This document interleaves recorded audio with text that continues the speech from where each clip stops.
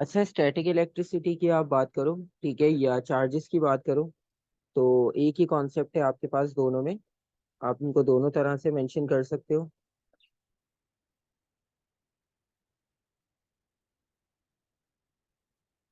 और basically static का मतलब ये है कि हम इसमें रेस्ट चार्जेस की बात करते हैं, क्योंकि जब चार्जेस मोशन में आएंगे तो वो आपके पास इलेक्ट्रिक करंट बन जाएगा। Rate of flow of charges is called electric current. तो इस वजह से हम यहाँ पे स्टैटिक का वर्ड इसलिए यूज करते हैं क्योंकि वो रेस्ट स्टेट को डिफाइन करता है। और जब तक हम सिर्फ चार्जेस को डिस्कस कर रहे होते हैं, सिर्फ चार्जेस की प्रॉपर्टीज को डिस्कस कर रहे होते हैं, तो वो आपके पास स्टैटिक इलेक्ट्रिसिटी का पार्ट होगी, वो हमारे पास इलेक्ट्रिक करंट नहीं बनेगा। तो स्टैटिक इलेक्ट्रिसिटी में आपके पास हम चार्जेस को डिस्कस करेंगे।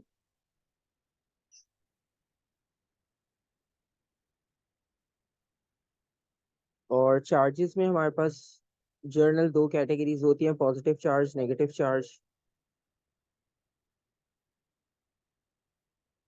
इसमें भी सेम वही मैग्नेट वाली प्रॉपर्टीज हैं, बस वहाँ पे पोल्स थे, यहाँ पे चार्ज है। इसमें भी सेम चार्जेस आपको पता है कि रिपेल करेंगे, अनलाइक जो है वो अट्रैक्ट करेंगे। तो यहाँ पर भी सेम कैटेगरी है।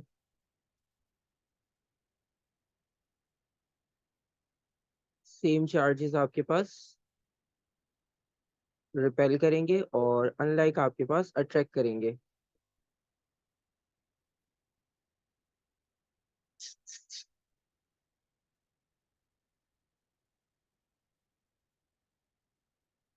और उसके अलावा जब हम इनकी फील्ड की बात करते हैं, एक इलेक्ट्रिक फील्ड का कॉन्सेप्ट है आपके पास जिस तरह मैग्नेटिक फील्ड का था।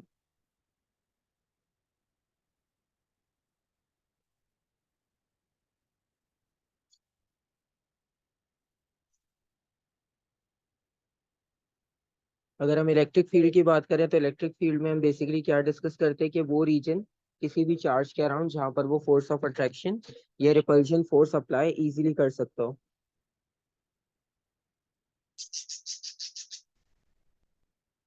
रीजन अराउंड अ चार्ज,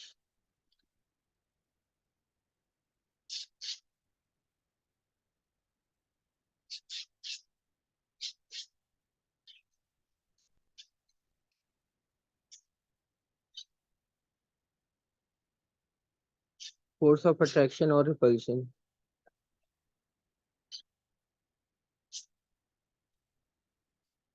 बाकी मल्टीपल डेफिनेशंस होती हैं, डेफिनेशंस तो अभी हमने नहीं लिखनी, तो इसलिए हमें कोई प्रॉब्लम भी नहीं है। और कल हमने जो है वो मैग्नेटिक फील्ड बनाई थी लाइक पोल्स और अनलाइक पोल्स के लिए। तो यहाँ पर भी आपके पास जब चार्जेस होते हैं तो चार्जेस की भी आप फील्ड बना सकते हो। लेट सपोज अगर आपके पास दोनों पॉजिटिव चार्ज हो और फील्ड की डायरेक्शन आपको पता होनी चाहिए सबसे पहले।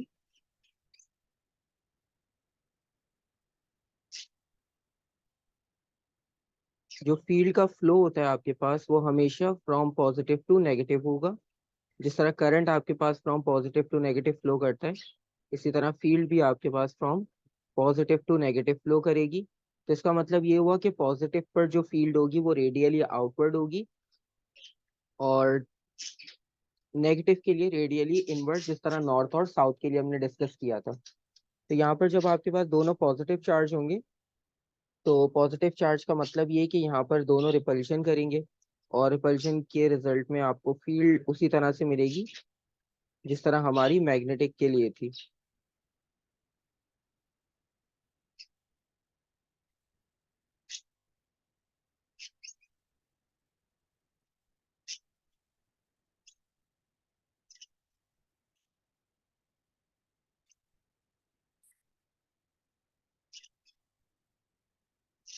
ठीक है, तो यहाँ पर सारी फील्ड्स आपके पास रेडियली आउटवर्ड होगी पॉजिटिव के लिए।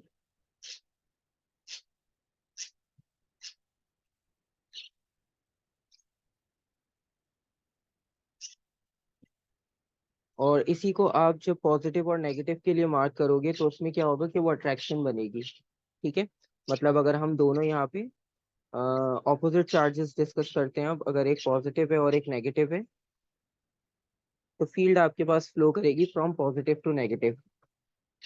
जी बिल्कुल, टूवर्ड्स इनवर्ड।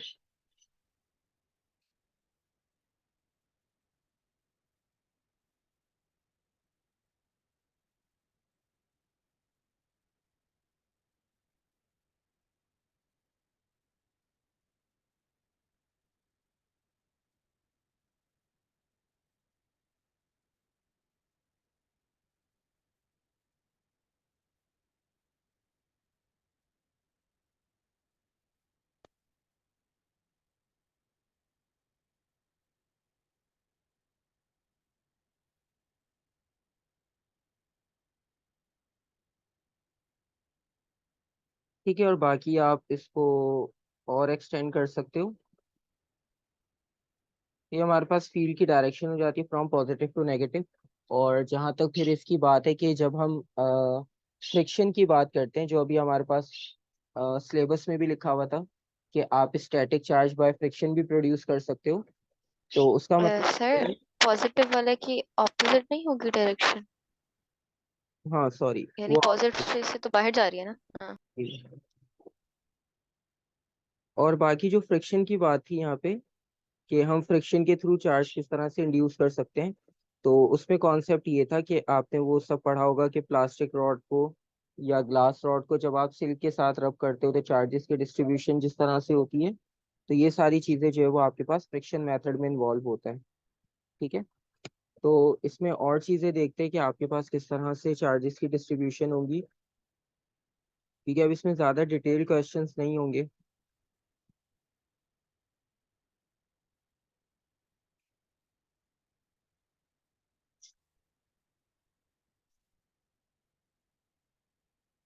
अब चार्ज डिस्ट्रीब्यूशन बतानी है इसमें, जो ball covered with metallic paint है। इसमें ये कि आपके पास इस पे मेटल मेटालिक पेंट किया है। मेटालिक पेंट का मतलब ये हुआ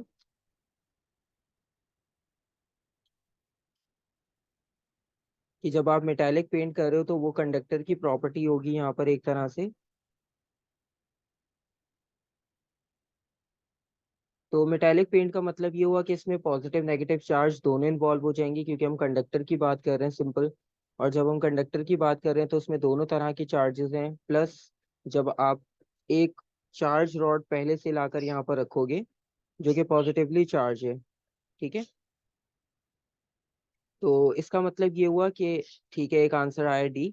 तो आपके पास पॉजिटिव साइड इस पर है और मेटालिक बॉल पे पॉजिटिव और नेगेटिव चार्ज दोनों इक्वली डिस्ट्रीब्यूटेड है। ठीक है, और दोनों इक्वली डिस्ट्रीब्यूट होने का मतलब ये है कि आपके पास जो नेगेटिव चार्ज होंगे वो राइट पर शिफ्ट हो जाएंगे, क्योंकि वो पॉजिटिव की तरफ अट्रैक्ट होंगे। और पॉजिटिव चार्ज जो है वो लेफ्ट पर शिफ्ट हो जाएंगे, तो आपके पास जो डिस्ट्रीब्यूशन होगी वो ऑप्शन डी होगा। ठीक है, इस तरह के, हाँ, इस तरह के क्वेश्चन में बस एक चीज का ध्यान रखना होता है कि नंबर ऑफ चार्जेस भी आप ना काउंट कर लिया करो इक्वल हो। ये कुछ ऑप्शंस में ऐसा होता है कि वो number of charge unequal draw कर देते हैं। डायरेक्शन सही होती है, जिस तरह यहाँ पे 4 पॉजिटिव 4 नेगेटिव है, तो कहीं पर ऐसा है कि 5 नेगेटिव ड्रॉ कर दिए 4 पॉजिटिव। तो नंबर ऑफ चार्जेस भी इक्वल होने चाहिए, बहुत कम होता है वैसा, लेकिन फिर भी वो आपके पास किसी ऑप्शन में ऐड कर सकते हैं इस तरह से। तो नंबर ऑफ चार्जेस भी हमें चेक करना होता है कि वो इक्वल हो।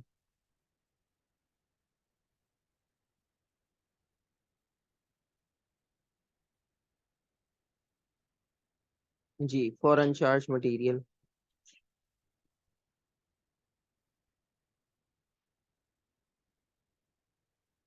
और इसमें एक चीज आपको पता है कि फ्री इलेक्ट्रॉन्स होते हैं कंडक्टर में, तो कंडक्टर में आपके पास फ्री इलेक्ट्रॉन्स ही मूव करते हैं नॉर्मली। ये हम पहले भी अब डिस्कस कर चुके हैं काफी। और polythene rod is rub with a cloth and the cloth becomes positively charge, which statement describe the transfer of charge. तो बेसिकली क्लॉथ आपके पास पॉजिटिवली चार्ज होगी यहाँ पर, ठीक है, और पॉलीथीन रॉड रह गई। अब पॉलीथीन रॉड है और क्लोथ है। क्लोथ आपके पास पॉजिटिवली चार्ज हो गया, अब आपने स्टेटमेंट देखनी है। अब पॉलीथीन रॉड पे बेसिकली कौन सा चार्ज आएगा? नेगेटिव, क्योंकि जब एक क्लोथ आपके पास पॉजिटिवली चार्ज है तो पॉलीथीन रॉड पे आ जाएगा नेगेटिव चार्ज। अब स्टेटमेंट क्या है? चार्जेस जो ट्रांसफर हुए उसकी बेसिकली आपने एक्सप्लेनेशन बतानी है। तो उसकी एक्सप्लेनेशन में आपके पास मल्टीपल ऑप्शंस है। Negative charges are transferred from cloth to polythene, negative charges are transferred from polythene to cloth, और positive charge are transferred from cloth to polythene और polythene to cloth। अब मल्टीपल ऑप्शंस हैं। अच्छा, सबसे पहली बात आपको पता है कि पॉजिटिव चार्ज तो ट्रांसफर होंगे नहीं। ठीक है, तो सी और डी तो बिल्कुल पॉसिबल नहीं है, क्योंकि इलेक्ट्रॉन्स आपके पास मूव कर सकते हैं, प्रोटॉन्स नहीं।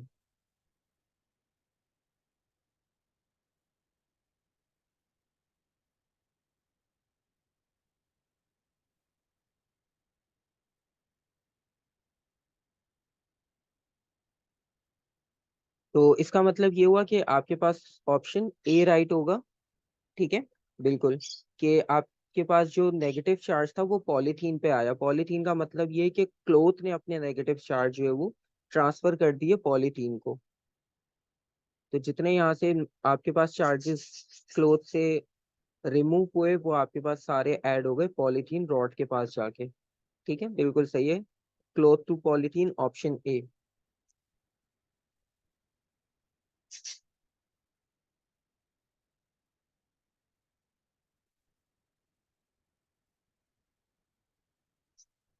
अब इसमें ये है कि हमारे पास एक पॉजिटिवली चार्ज रॉड है। पॉजिटिवली चार्ज रॉड को हमने एक आइसोलेटेड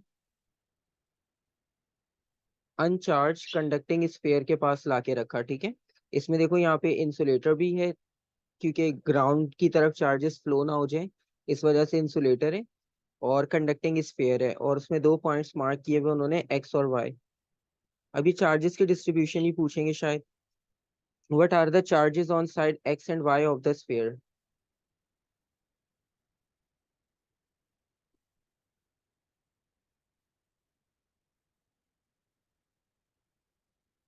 डी।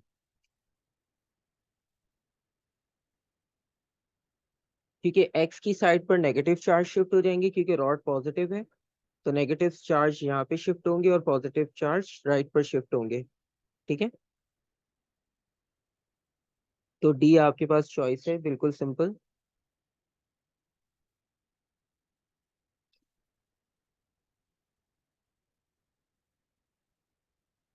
अच्छा, फोर वाला भी सेम उसी तरह से पूछा है। Polythene rod becomes charge when rubbed with a dry woollen cloth, the charge cost is a result of. इसमें भी आपसे सेम कॉन्सेप्ट पूछा बेसिकली।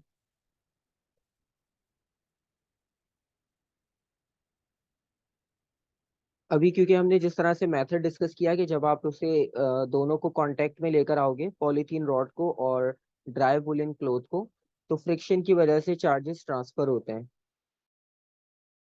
और फ्रिक्शन की वजह से जब चार्ज ट्रांसफर होगा तो उसमें नेगेटिव चार्ज मूव करता है, और नेगेटिव चार्ज मूव करने का मतलब ये friction producing a movement of electron. Option A आपके पास स्टेटमेंट राइट है। ठीक है, क्योंकि इसमें प्रोटॉन्स लिखा हुआ है, अब इसमें इलेक्ट्रॉन लिखा हुआ है, लेकिन यहाँ पे मैग्नेटिज्म आ गया। मैग्नेटिज्म आ गया तो मैग्नेटिज्म का तो कोई कॉन्सेप्ट ही नहीं है अभी। हम चार्जेस की डिस्ट्रीब्यूशन बात कर रहे हैं। फिर आपके पास positively charge insulated metal sphere is brought close to an uncharge. अब ये वाला आपके पास पॉजिटिवली चार्ज है स्फीयर, और दूसरा अनचार्ज है, और नीचे उनके इंसुलेटर लगा हुआ है ताकि ग्राउंड में चार्जेस ट्रांसफर ना हो। और which diagram shows the charge distribution on the spheres? Left वाला कंप्लीटली पॉजिटिव है और राइट वाला अनचार्ज है, उस पे दोनों चार्जेस होंगे। बी। ठीक है, क्योंकि फर्स्ट वाला पॉजिटिव चार्ज था, तो उसको पता है कि बराबर वाले स्फीयर पे जो नेगेटिव चार्ज है वो सब उनकी तरफ अट्रैक्ट हो जाएगा। ठीक है, और नेगेटिव चार्ज यहाँ पे अट्रैक्ट हो जाएंगे, और पॉजिटिव चार्ज दूसरे एंड पर रिपेल होने की वजह से वहां पर शिफ्ट होंगे। तो चार्जेस की जो डिस्ट्रीब्यूशन है वो आपके पास बी होगी। ठीक है, क्योंकि मोस्टली अर्थिंग और ये वाले सारे कॉन्सेप्ट्स जो है ना वो अब रिमूव हो चुके हैं आपके पास। तो इस वजह से अब वो अर्थ वाले क्वेश्चंस जो है वो नहीं इंक्लूड होते। बस फ्रिक्शन का मेथड आपके पास इंक्लूड है। Which row correctly names an electrical conductor and an insulator?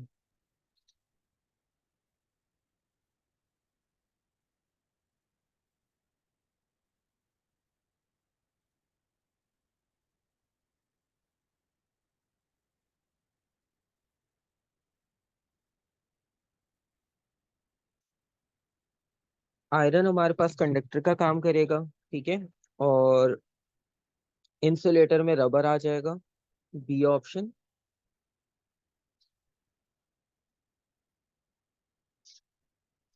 ठीक है, दोबारा से आपके पास इसी तरह का कनेक्शन दिया हुआ है एक। अच्छा, इसमें बस अर्थ से कनेक्ट किया हुआ है। तो a positively charge rod approaches the sphere and stops before touching it, मतलब बस आपने क्लोज ला के रखा है, उसके साथ उसे कांटेक्ट में नहीं लेकर आए। So what is the moment of charge on the sphere and what is the final charge on the sphere? तो बेसिकली आपके पास जो चार्जेस की डिस्ट्रीब्यूशन होगी, चार्जेस की डिस्ट्रीब्यूशन किस तरह से होगी?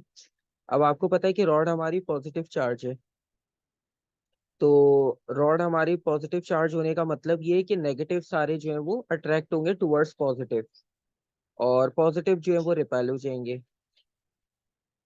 ठीक है, तो इसका मतलब ये है कि आप अगर पहले फाइनल चार्ज की भी बात करो, तो अब देखो ग्राउंड इसको करने का रीजन ये था, अर्थ करने का यहाँ पे लॉजिक ये कि जब आपने इसे अर्थ कर दिया, तो अर्थ करने का मतलब ये हुआ कि आपके पास ग्राउंड से आपको चार्जेस का ट्रांसफर की हेल्प मिल जाएगी। ठीक है, तो अब आपके पास चार्जेस जो है वो ट्रांसफर और इजीली हो जाएंगे। पहले तो ये था ना, जब हम इंसुलेटेड रखते थे तो इंसुलेटेड में क्या है कि अगर हमारे पास जितने टोटल चार्ज होंगे स्फीयर पे, सिर्फ वही चार्ज आपके पास अट्रैक्ट रिपेल हो सकते हैं। अब आपने कनेक्शन टू अर्थ कर दिया, तो इसका मतलब ये कि जो चार्ज रिपेल होंगे वो ग्राउंड में आपके पास चले जाएंगे, और बाकी सारे जो है वो स्फीयर पर आ जाएंगे।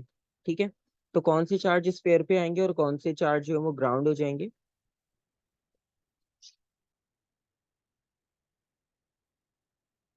क्योंकि रॉड हमारी पॉजिटिव है, तो रॉड पॉजिटिव होने का मतलब ये हुआ कि हमारे पास नेगेटिव चार्ज जो है वो अट्रैक्ट होना शुरू हो जाएंगे, और स्फीयर पे कौन सा चार्ज आ जाएगा? नेगेटिव। ठीक है, तो या तो ऑप्शन ए पॉसिबल है या ऑप्शन सी पॉसिबल है। और अब हम देखते हैं statement, negative charge moves from earth to the sphere, और सी में लिखा हुआ है पॉजिटिव चार्ज मूव्स। अब पॉजिटिव चार्ज तो मूव नहीं कर सकते, नेगेटिव चार्ज मूव करते हैं, तो ऑप्शन ए आपके पास राइट ऑप्शन होगा। Negative charge moves from earth to the sphere, और फाइनल चार्ज जो होगा स्फीयर पे वो नेगेटिव आएगा, ऑप्शन ए। ठीक है, तो पॉजिटिव सारे आपके पास ग्राउंड हो जाएंगे, ठीक है, डाउनवर्ड, और नेगेटिव सारे चार्ज जो है वो आपके पास अट्रैक्ट हो जाएंगे जब रॉड आपके पास ये यहाँ पर बिल्कुल क्लोज रखी हुई होगी। Sir I have a question. Hmm. अगर हमारे पास रॉड नेगेटिवली चार्ज होती और मतलब ऑपोजिट होता और मेटल से फिर पॉजिटिवली चार्ज होता, तो हम्म। आपके जो नेगेटिव जो है चार्जेस वो अर्थ हो जाने थे फिर।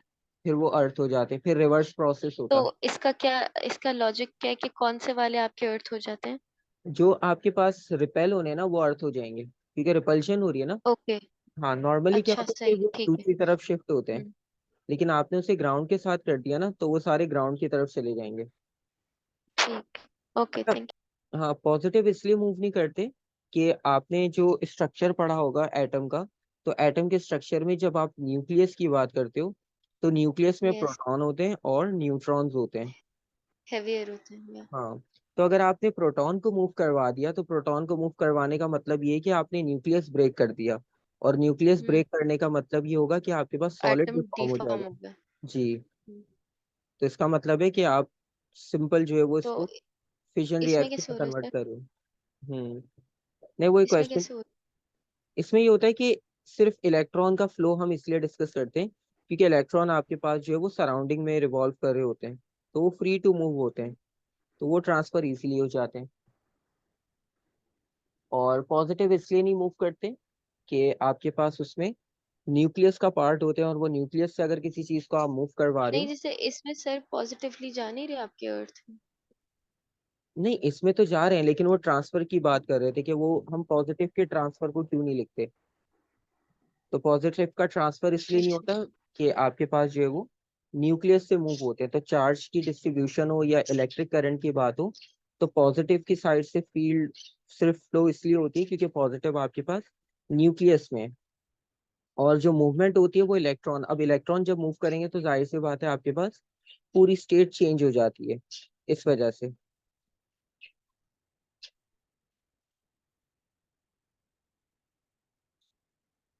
इसमें भी सेम इसी तरह का क्वेश्चन है आपके पास कि एक रॉड को आपने क्लोज रखा है, और एक अर्थ आपके पास मेटल स्फीयर है रॉड, और इट इज ठीक है, इसमें नेगेटिव लिखा हुआ है फर्स्ट वाले ऑप्शन में, बाकी बी और सी में न्यूट्रल लिखा है और डी में पॉजिटिव लिखा है। ठीक है, तो इसका मतलब ये हुआ कि आपके पास ऑप्शन ए होगा सिंपल।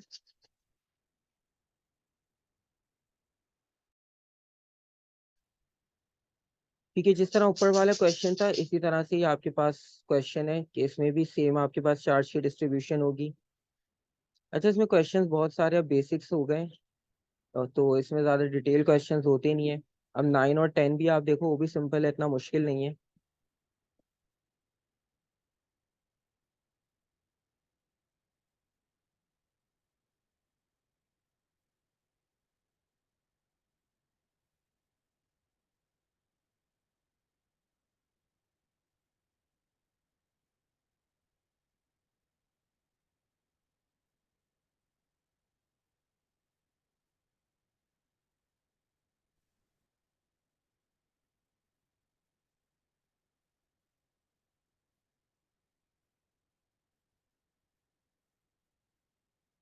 तो 9 का सी। ठीक है, चार्जेस की डिस्ट्रीब्यूशन उन्होंने आपको शो की है, तो चार्जेस की डिस्ट्रीब्यूशन आपने देखकर बताना है कि कौन सी आपके पास डिस्ट्रीब्यूशन और डायरेक्शन ऑफ फोर्सेस बिल्कुल एक्यूरेट है। सर 9 का सी किससे? नहीं, एक आंसर बताया है 9 का सी, तो और एक आंसर आया है 9 बी। ठीक है, तो 9 में आपने बताया बी और एक आंसर बताया सी। अच्छा, सी में पता है प्रॉब्लम क्या है? सी में प्रॉब्लम ये कि एक तो दोनों चार्ज जो है वो डिफरेंट डायरेक्शंस में बना दिए, पॉजिटिव यहाँ बना दिया, नेगेटिव यहाँ पर। अगर आपको पता है कि पॉजिटिव नेगेटिव दोनों एक दूसरे को अट्रैक्ट करेंगे, तो अट्रैक्ट करने का मतलब ये कि डायरेक्शन तो सही ड्रॉ की है, लेकिन चार्जेस गलत डिस्ट्रीब्यूट किए हुए हैं। चार्जेस दोनों क्लोज डिस्ट्रीब्यूट होने चाहिए थे। ठीक है, मतलब इस तरह से डिस्ट्रीब्यूट होने चाहिए थे। तो डिस्ट्रीब्यूशन डी में सही है, लेकिन डायरेक्शन सी की सही है, तो इसका मतलब सी भी सही नहीं है और डी भी सही नहीं है, क्योंकि सी में डिस्ट्रीब्यूशन गलत की हुई है और यहाँ पे डायरेक्शन गलत मार्क की हुई है। ठीक है, तो ए और बी की अगर हम बात करें तो बी आपने कहा, तो बी में बिल्कुल सही है, डायरेक्शन भी बिल्कुल सही है, रिपल्शन और चार्जेस की डिस्ट्रीब्यूशन भी बिल्कुल सही है, क्योंकि रिपेल होने के बाद वो आपके पास ऑपोजिट डायरेक्शन में जाते हैं। तो बी आपके पास राइट ऑप्शन है।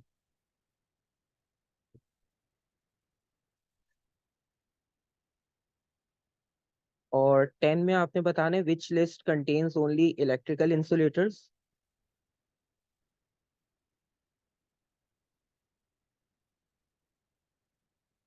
Glass, plastic, rubber. ठीक है। अच्छा, एक चीज यहाँ पर ये है कि एक कॉन्सेप्ट हम ये डिस्कस करते हैं कि जब हम न्यूट्रल ऑब्जेक्ट की बात कर रहे हैं, तो न्यूट्रल में भी पॉजिटिव नेगेटिव इक्वल होते हैं, चाहे हम कंडक्टर की बात करें चाहे हम इंसुलेटर की बात करें, पॉजिटिव नेगेटिव चार्जेस की डिस्ट्रीब्यूशन आपके पास सेम होती है। तो हमारे पास जो है वो इंसुलेटर्स में प्रॉब्लम ये होती है कि इंसुलेटर्स में जो उनका स्ट्रक्चर होता है, उनके स्ट्रक्चर में जो है वो सिर्फ वाइब्रेट कर सकते हैं फ्री इलेक्ट्रॉन। तो फ्री इलेक्ट्रॉन जो है वो फिक्स पॉइंट के अराउंड सिर्फ वाइब्रेट कर सकते हैं कुछ माइनर से डिस्टेंस तक, तो इस वजह से वो इलेक्ट्रिसिटी और हीट को कंडक्ट नहीं कर पाते। और कंडक्टर्स में आपके पास इलेक्ट्रॉन्स फ्री टू मूव होते हैं, तो वहां पर आपके पास हीट भी कंडक्ट हो जाती है और इलेक्ट्रिसिटी भी। ठीक है, तो ये कुछ लोग मतलब मिसकॉन्सेप्शन ये हो जाता है कि इंसुलेटर्स की प्रॉपर्टी बिल्कुल अलग होते हैं, इसमें चार्जेस ही नहीं होते। चार्जेस दोनों में होते हैं, सिर्फ प्रॉपर्टीज डिफरेंट होती है। अच्छा, 11 भी सिंपल है। अब मोस्टली क्वेश्चंस आपको एक जैसे मिलेंगे। पॉजिटिव रॉड है तो इसका मतलब ये है कि नेगेटिव लेफ्ट पर शिफ्ट हो जाएगा और पॉजिटिव राइट पर शिफ्ट हो जाएगा। ठीक है।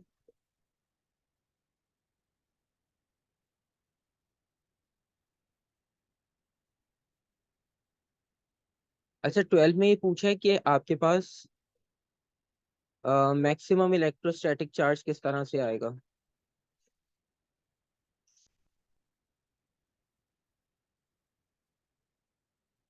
अच्छा, प्रॉपर्टी वाली बात मैं ये कह रहा था कि जब आप इंसुलेटर्स की बात करते हो, तो बेसिकली इंसुलेटर्स में होता ये कि इंसुलेटर्स में भी पॉजिटिव नेगेटिव चार्ज दोनों होते हैं।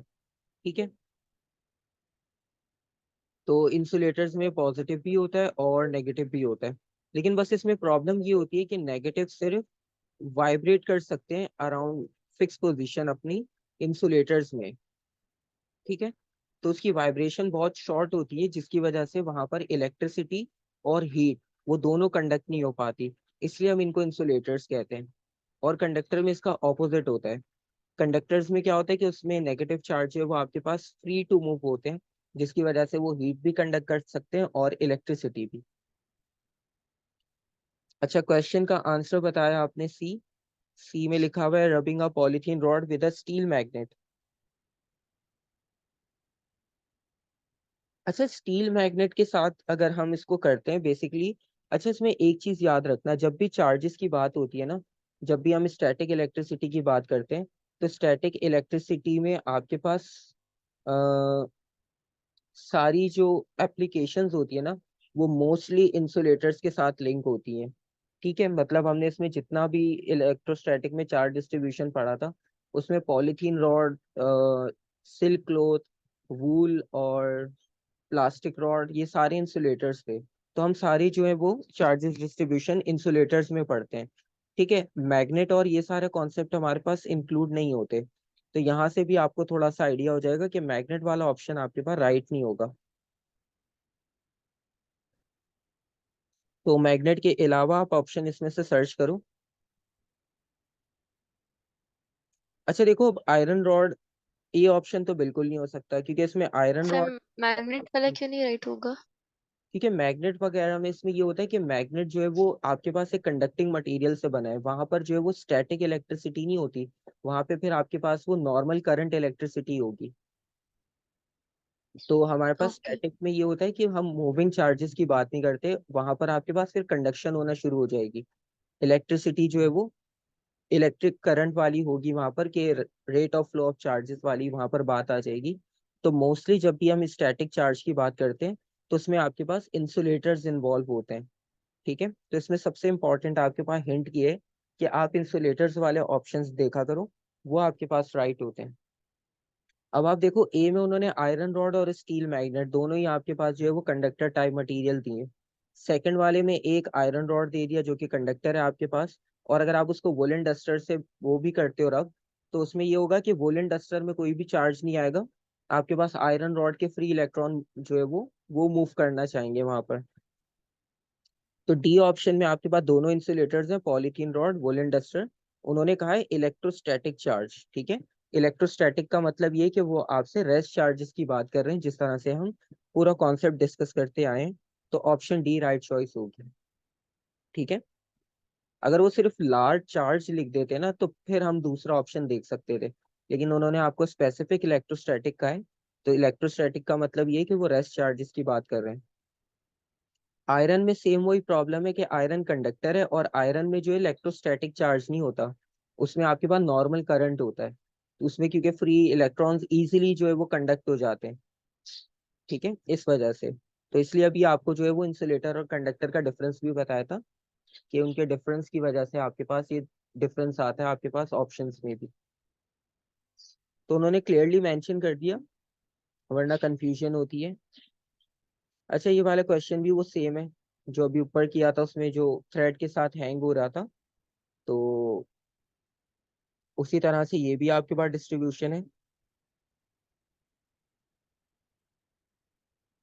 इसमें बी होगा, बिल्कुल सही।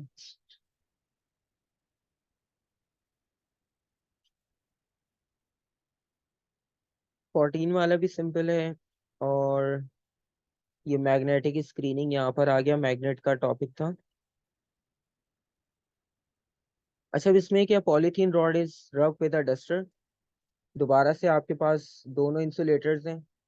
The duster then attracts small pieces of paper, और are the rod and duster charged और uncharged. Rod not charge, duster charged.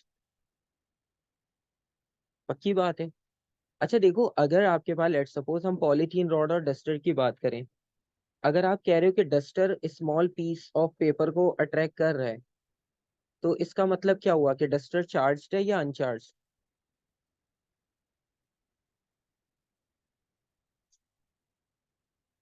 Duster आपके पास यहाँ पे चार्ज्ड है, तो इसका मतलब है जब चार्ज आप लिख रहे हो तो चार्ज का मतलब ये कि इस पे कोई एक चार्ज होगा, या तो पॉजिटिव या तो नेगेटिव।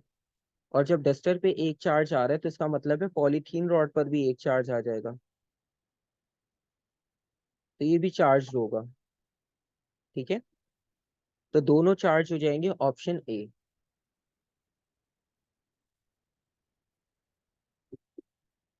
ठीक है,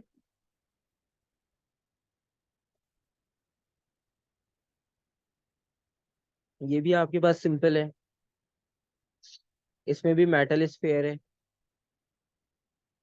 तो मेटल स्फेयर आपको पता है कि वो नेगेटिव की तरफ अट्रैक्ट हो जाएगा, क्योंकि उसमें जो पॉजिटिव चार्ज है वो उसको अट्रैक्ट कर देंगे, और डिस्ट्रीब्यूशन इस तरह की हो जाएगी।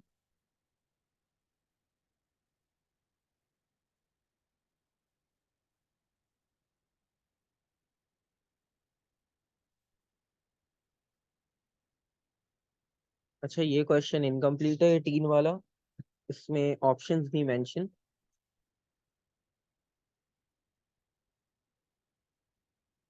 वो ये रहा कंप्लीट 19 में।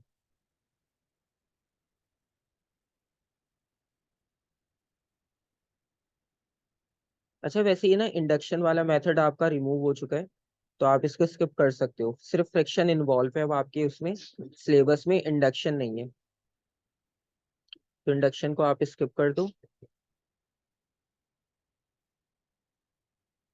अब मेरे ख्याल से मोस्टली क्वेश्चंस सेम रह जाएंगे, क्योंकि इंडक्शन भी हमारे पास नहीं है, तो इंडक्शन के क्वेश्चंस भी नहीं करने। 20 में आपके पास क्या होगा आंसर?